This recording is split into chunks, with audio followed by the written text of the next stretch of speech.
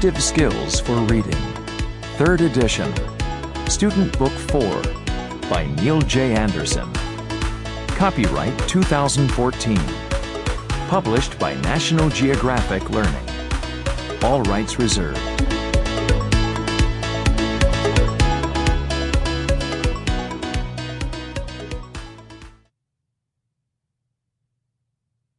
Unit 10, Language and Life. Chapter 1, The Exodus of Languages. Page 175. The Exodus of Languages. I had halted to thaw my frozen cheeks when a sound and a sudden movement among the dogs made me start. I had often imagined the first meeting with the Eskimos of the American continent and wondered what it would be like. 3 or 4 miles ahead, a line of black objects stood out against the ice of the fjord. One man detached himself from the party and came running across the ice. These were the men I had come so far to seek from Denmark and from my familiar haunts in Greenland.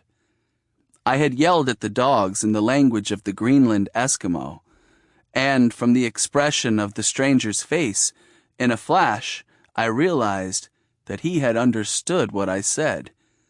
I was so delighted to find that the difference in language was so slight that we had not the least difficulty in understanding one another.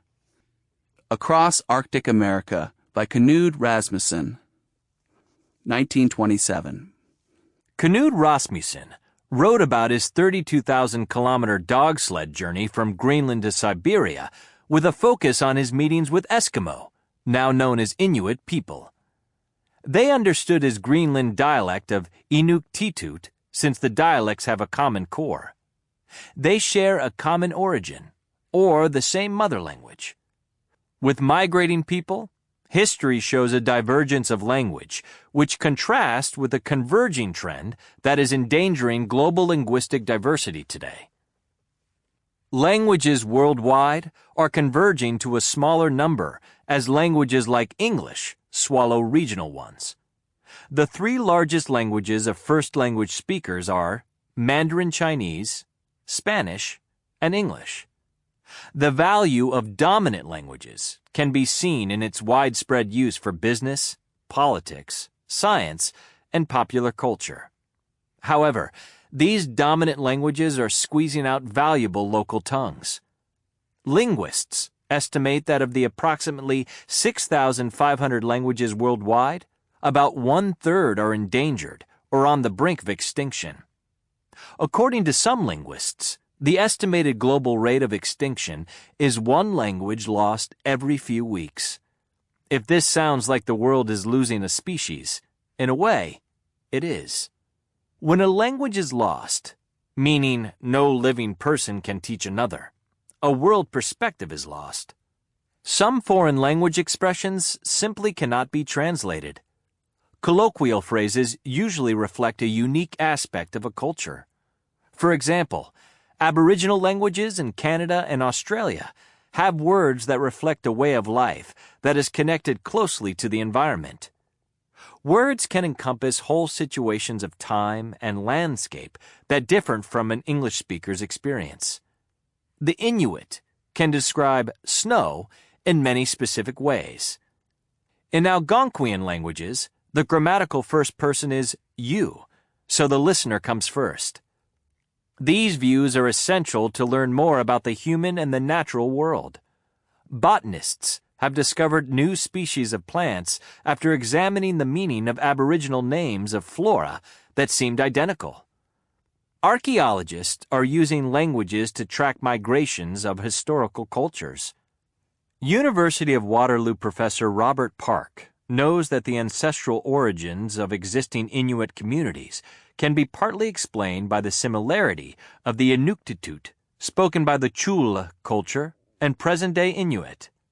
The ancient Chula migrated east from Alaska to Labrador and Greenland by evidence of the mutually intelligible living dialects of today. Languages are much like living creatures that become endangered when numbers dwindle without regeneration. Local natural disasters, war, and famine are some of the reasons languages slip through the cracks of history. Some languages may not have been passed on to children because of forced cultural suppression. Linguistic communities can show resilience when a sense of pride is restored to them, such that elders are heard and youth can continue to speak. Various groups are taking action to preserve endangered languages. UNESCO has made its Atlas of the World's Languages in Danger available online. The editor of the atlas states that it is still more common in the world to be multilingual, and, although multilingualism is declining, there are favorable conditions that support the continued use of minority languages. Communities need encouragement to hear, read, and speak their language in multiple places, such as schools and media.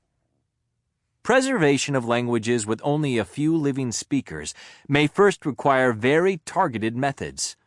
Linguists can engage with the community to develop a catalog of the language components, such as sounds, vocabulary, grammar, and traditions. The Internet has provided a means to share archived recordings and documentation. If language resides in a culture, then it may also be important to find ways to teach children and their parents as a community. The Maori language of New Zealand has seen resurgence in the proportion of speakers since the 1960s and 70s, when there was virtually no parent-to-child transmission.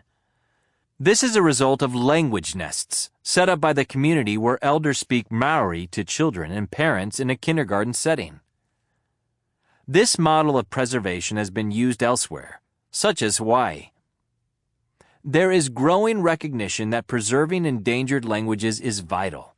A loss in global languages means a loss of the diverse thought and traditions those languages hold.